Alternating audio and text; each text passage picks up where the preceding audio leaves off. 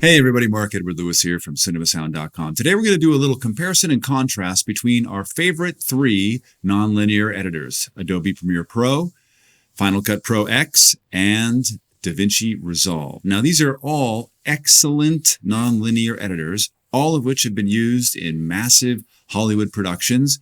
And I know some of you are like, well, what about Avid? Well, listen, I hate Avid, so you're not going to get me to talk much good about Avid at all, except that it is the de facto standard for editing in Hollywood. Other than that, I don't want to use it. Way too limiting, and with a company that I also hate. That's Avid itself. So, I'm not a fan of Pro Tools. I'm not a fan of Avid.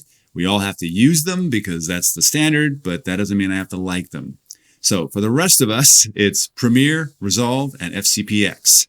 Let's roll. So with respect to Premiere Pro from our friends at Audition in the Creative Cloud, some of the strong suits that it has is the ability to dynamic link its process and its timelines all over the place to all of its family of programs, including Adobe Audition for professional grade audio editing, and of course the world famous After Effects for doing all kinds of 3D compositing and all whatever else you can think of. After Effects does that. One of the other great things about Premiere Pro is they've ported most of the functionality from Adobe Audition, its great and powerful digital audio workstation, into this nonlinear editor so that you have a massive amount of functionality on the audio side of things, including big mixers, track mixers, clip mixers, the ability to do busing and routing, and all kinds of plugins, etc. All of which, well, almost all of which are available in Adobe Audition. And the fact that we can do some of this very complicated mixing and these kinds of things in a nonlinear editor really puts Premiere forward as a finishing nonlinear editor. You can have a great editor, but not every one of them is a finisher. It also has powerful color correcting capabilities, and a few things that just nobody else has in terms of being able to do the essential sound panel, where I can take these kinds of audio clips and easily and quickly manipulate them into what I would classify as the sound good button very fast and move back to picture editing. Some of the places where Premiere falls down are in its green screen keyer. It doesn't really work as well as some of its predecessors or some of the folks that are in current competition with it, like Final Cut or Resolve. Also, Premiere hasn't always been the most steady in terms of not crashing. In fact, when we use it, it probably crashes once or twice a day or gets locked up or some other buggy situation like that. Still, if 60% of the market share of editors across North America use Adobe Premiere Pro, chances are you're going to be integrating with them far more than you're going to be integrating with anybody else in terms of where you're going to get your projects from. It's probably going to come from an Adobe product rather than from an Apple or an Avid or certainly a Blackmagic product. And in the world of conforming, where you've got visual effects on one hand in post and digital audio on the other side, because we can dynamically link, it makes conforming much, much easier. In fact, easier than nearly any other nonlinear editor where you have to export outside of the program itself. The other major part about Adobe Premiere Pro is its customer service, which is first notch. In fact, you're probably going to be seeing, if you get really involved in the Adobe community, updates every day to Premiere Pro if you're looking at the beta page. They are constantly updating Premiere, Audition, Media Encoder, and of course After Effects based on user content. And unlike other programs or other companies, if you send in a request, somebody actually sees it and responds to you within a couple of days or less, and usually makes some kind of shift to the program. It's amazing the kind of customer service that they have at Adobe. Now, looking at Final Cut is the de facto standard for those of you who are using Apple products. It doesn't work on PC at all, and that's probably the most major obvious demerit to Final Cut from the other three, which work on both PC and Mac. Final Cut uses the Apple hardware more efficiently and more effectively than any of the other products, naturally, and renders things far faster than any of the other products. In fact, you can move through this image here, which is actually not standard to this timeline, and just see no issues at all. Very happy to stream this while we're actually recording at the same time, me doing a composite. So this is really great. It has some of the most powerful editing capabilities. It's a very unusual way of editing from the old iMovie days, where when we cut and clip something, we get rid of it and it automatically heals, which we do all the time in audio, but just is not something we think about doing in nonlinear editing, where I drag to the right from the rightmost object and it heals automatically. In fact, we have to work hard to put gaps in. In fact, in order to do that, we have to go here and say, add gaps and do all kinds of stuff like this. Here's a gap. We have to put that in there and then it creates it. And in fact, one of the power things that Final Cut has beyond just hardware is the ability to composite incredibly well. And you can just see here, just from default, this is actually doing an excellent compositing of this green screen, which, as you can see, isn't very evenly lit. Doesn't matter to Final Cut, just the default settings, and you're 90% of the way there. From an audio perspective, however, Final Cut is the lame duck in the family. And although they've been able to port all of the audio effects from Logic Pro, which is the Apple flagship digital audio workstation, which is amazing, how you implement it here in Final Cut is, for lack of a better term, a joke. There's no track automation. There's no tracks of any kind. There's no mixer. All you have is this visual-centric presentation. Now, while of course you can detach the audio from the video itself and deal with it separately, which is great, that's about all you can do. And it willy-nilly just adds tracks and layers of audio, regardless of wherever you want it to be. It will put it there. Now, you can assign what's called roles to your individual audio tracks, and it actually helps organize things pretty well while you're in the Final Cut timeline in the Final Cut program. But in order to make an actual mix of things, what you have to actually do is take your multiple tracks of audio, regardless of where they are, etc., dialogue or whatever. Notice when I select that, it puts it to the top.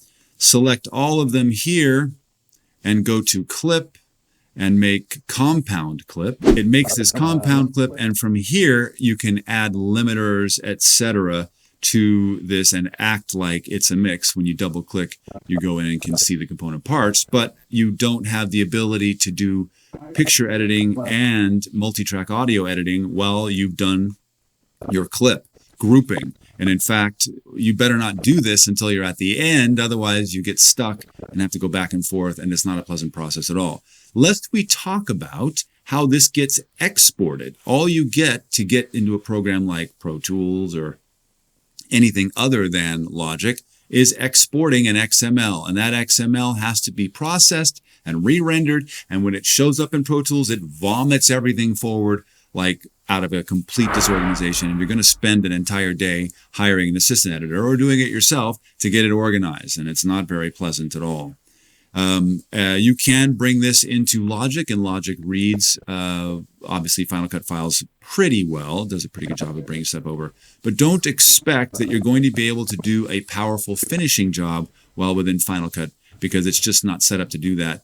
Its color corrector, although the keyer is good, the color corrector is a bit lame. They're getting better, but in the world of audio, you're just not going to be finishing it there, and you're going to be going to another program like Premiere Pro or DaVinci Resolve.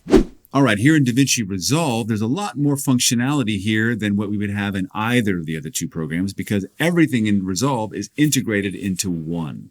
You've got the edit platform, you've got Fusion, which is the equivalent of After Effects in that you can do compositing and rendering and 3D work, etc. You have the industry standard color corrector, color timing program. Just about everything in Hollywood ends up in DaVinci Resolve for color, at least. And then their new addition in the last couple of years, which is the Fairlight page, where they've appropriated the company Fairlight, which has been around for 30-odd years, doing world-class plugins. Now, in the world of audio, they do have a significant advantage of this Fairlight page. It's able to do over 1,000 tracks, which is even more than Pro Tools can do, with some simple audio acceleration. And they have, the world's finest sounding plugins in the form of Fairlight. You have mixing and bussing and all kinds of other things, which we've done all manner of videos on over the years. But the issue is it's horribly implemented, where you can only add the Fairlight EQ in this configuration once. You can only add the dynamics from Fairlight, which is amazing, once. And that's all you get. After that, you have to add one of their channel EQs or one of these other things like vocal channel, which are really, really pared down EQs and really nowhere near as useful. In fact, one of the most difficult things we had to do when we were making the audio presets is we started with Premiere Pro's audio presets and then ported them to Final Cut, one preset at a time, which wasn't that hard because they're somewhat similar. But then to go to Resolve, it was literally 3 times as long to do all of that because of the difficulty that Fairlight has in making the same kind of functionality possible that Premiere has in its own way of doing configuration. Still, it has really highly functional automation on tracks and things like this, as we would expect from Fairlight, etc. And then in the world of Fusion, just so you can see on the visual side, here's a, again, not a exactly even green screen, but to do pull a green screen in Fusion, it's really quite easy. It's a complex object-oriented system, but we simply add a tool. We'll go to Matte with the Delta keyer.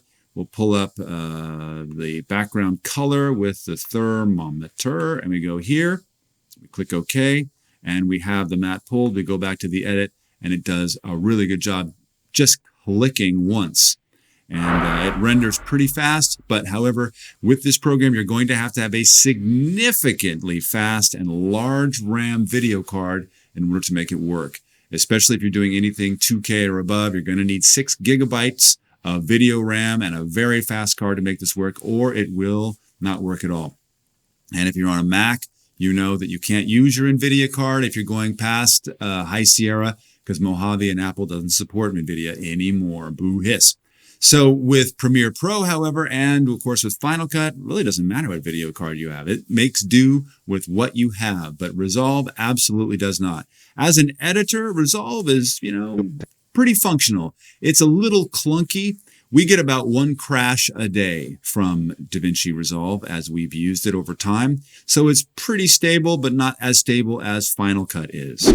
Finally, in the delivery page, it has many, many options for us to be able to export to Vimeo, ProRes, YouTube, etc., as the other 2 nonlinear editors do. But here we have all kinds of 3D availability to be able to do one eye or the other. And again, this is a finishing program, a de facto standard finishing program for Hollywood motion pictures and television. So we would expect that kind of functionality. How do they all rate? Well, consider that Final Cut is about $300 for those of us who use Apple. Premiere Pro is about $600 a year, but with it, you get all of the other suite of programs, which you don't get with Final Cut. As Final Cut, you only get Final Cut and that's it. You don't get Logic Pro. You don't get Motion anymore. You don't get any of those things. But Premiere Pro, $600 a year, you get After Effects and Audition and Photoshop and all this other stuff. And then with DaVinci Resolve, it is currently free for nearly all of the functions that it'll do, except for video denoising and a few other functions for which you'll pay $299 and get a dongle that is good forever. In fact, our dongle is from version 9 and still functions very, very well in version 16. Doesn't care. Once you buy it once, you bought it and that's it. For us, if you want to do things that are really, really quick and you don't need to do any kind of audio complexities in terms of mixing, Final Cut's pretty fast if you're on an Apple. If you're not on an Apple, then my suggestion is you get into Premiere. Why? Because again, the majority of editors are using Premiere. The majority of filmmakers are using Premiere. It's that 60% or more of the marketplace currently. It's an excellent program. And it basically took, for those of us who were using Final Cut 7, and just took where that left off and started building. And, now Premiere is an incredibly enhanced version of that venerable editor, which we all so loved back in the day. But of course, Premiere is so much more than that now with its integration and dynamic linking with all of its other hosts of family of programs in the Creative Cloud, bundle. Then as far as Resolve goes, if you have a Blackmagic camera, you have to use Blackmagic, especially if you're going to shoot in RAW. There isn't another program right now that is able to natively use Blackmagic RAW except for DaVinci. So you're in that whether you like it or not.